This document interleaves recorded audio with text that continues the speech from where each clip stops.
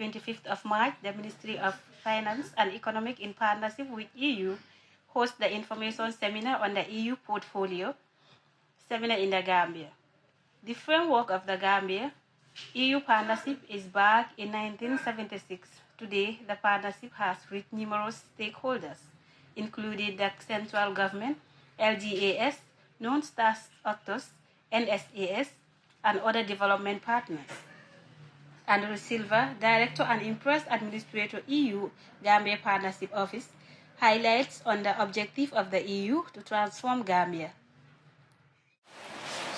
This is very much outlined in the Multi-Annual Indicative Program 2021 to 2027, which covers three main priority areas. These are promoting good governance, green economy for sustainable growth and job creation, and human development. Nevertheless, the totality of EU portfolio benefiting the Gambia goes beyond the MIP areas as mentioned earlier. They also cover areas in regional, continental, and thematic funding opportunities and programs that are relevant to the Gambia. Her Excellency Immaculada Roca High Court, the EU ambassador to the Gambia, underscored their annual actions plans for 2026, which includes transitional justice, state resilience, building contrast, solid waste management, and support systems. Now we are facing a different scenario, a scenario where everything seems to indicate that public development for a budget is going to be stagnated, if not decreasing, and therefore the importance now is to work through investments, is to bring the private sector in, is to complement what we have been doing up until now with this different approach for the European Union we call the Global Gateway, and we will be talking about it during the session. Of course, there is not either or, there is not one with and not the other. The three type of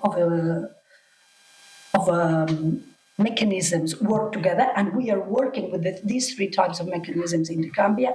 And I think this is what we want to underline very much. We talk about changes for us, and you will see it, is 2021 was a pivotal moment because we did change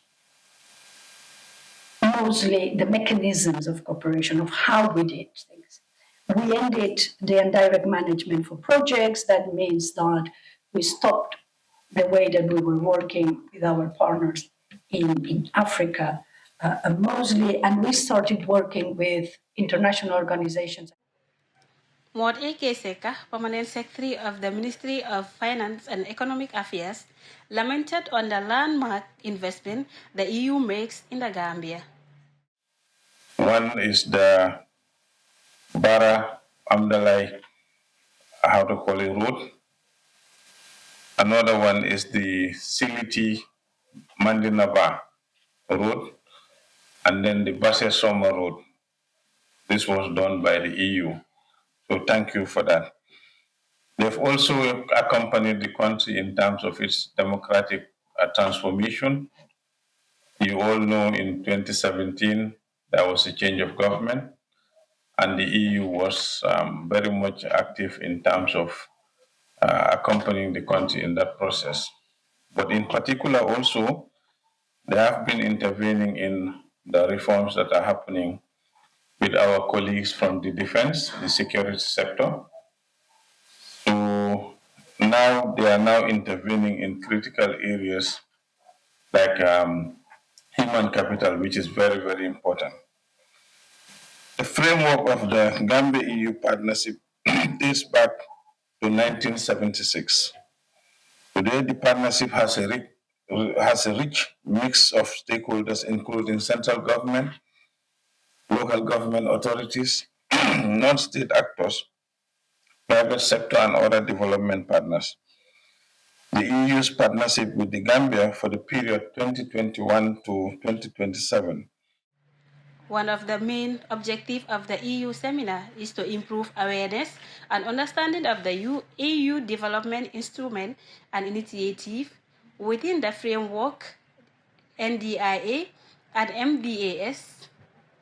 27 members of the EU from 27 countries were present, and Global Gateway in the Gambia was discussed, which includes Gambia Sustainable Energy